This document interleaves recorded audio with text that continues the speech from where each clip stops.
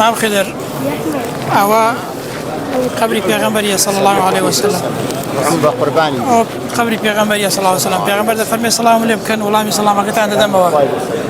حستك شلون هي لا أصل والله حصتك يوم دخوشم هي أو دخوشم قبر پیغمبر صلى الله عليه وسلم خلق تعال مزروي أو پیغمبرية يلا يا زين حستك كتابة لا قبر پیغمبر صلى الله عليه وسلم السلام عليك يا رسول الله السلام عليك يا رسول الله السلام عليك يا أبا بكر السلام عليك يا عمر پیغمبر خوای صلی الله علیه وسلم سلامی خوای گورد لسر بید سلامی هم او کسانش که پیام گوتم سلام بگنه به پیغمبری و سلام کی دیگه انم لجاتی هم او کسانه ای پیغمبری خوای گور پید گین ان شاء الله او گمبت سوزا دیو ما خضر او گمبت سوزا او راستي خبري پیغمبر صلى الله عليه وسلم خبري پیغمبر زاکه شو السلام عليك چه هسته کتابو واستکی اون ده خوشم هبو باورك هیچ ما بیر نده هیچ بیر نده نه والله هیچ ما بیر نده غربتي مالدسي اگر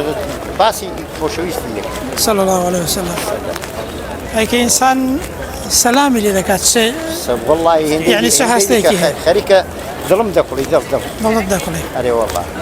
او خوشويستي پیغمبر صلى الله عليه وسلم او شتێکی خوایە ئەوە مسۆگەرە شتێکی خوایە ئەوە شتێکی خوایە بەڵگەیە لەسەرەوەی کە ئەوە پێغەمبەری خوایە ئیمان لە دڵی ئینسانیدا دەجوڵێت کە ئینسان سەلام لەو پێغەمبەری دەکات صلی الله عليه وسلم و ئینسان غوربەت و خۆشەویستی بۆ پێغەمبەری هەڵدەستێت لە کاتی سەلامکردن لە پێغەمبەری صلی الله عليه وسلم سپاس بۆ خوای گەورە کە گەیشتینە خزمەت پێغەمبەری صلی الله عليه وسلم خوای کرانتە من بینە ئێرەکانە خوای بە قسمەت کردن ممنوني أو خواي شكراني أو خواي دكم خواي شكراني تو دكم أجر من جاي ما إيرك أنا جات ما إيرك أنا وشويستي خوت راد لسفرة كيبو الزود أري والله صدق وزيادة من بريا جارك يدي كش يعني سفرة كت بضلي بو سفرة الحمد لله أري والله يا صدق وزيادة جارك يدي كانش جايبام وإيرك أنا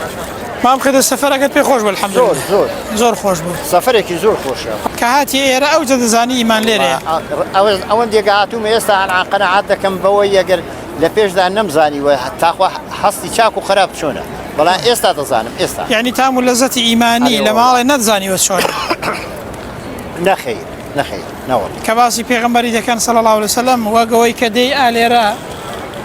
ده شيخ خدمتي او ذاتي وده شيخ خدمتي وركي سلامي لدكي بلي هم خلقي دبيني هموي بيقلي باسه وبيق رنقه وبحمشتوا ديبيني يعني حصة دجولة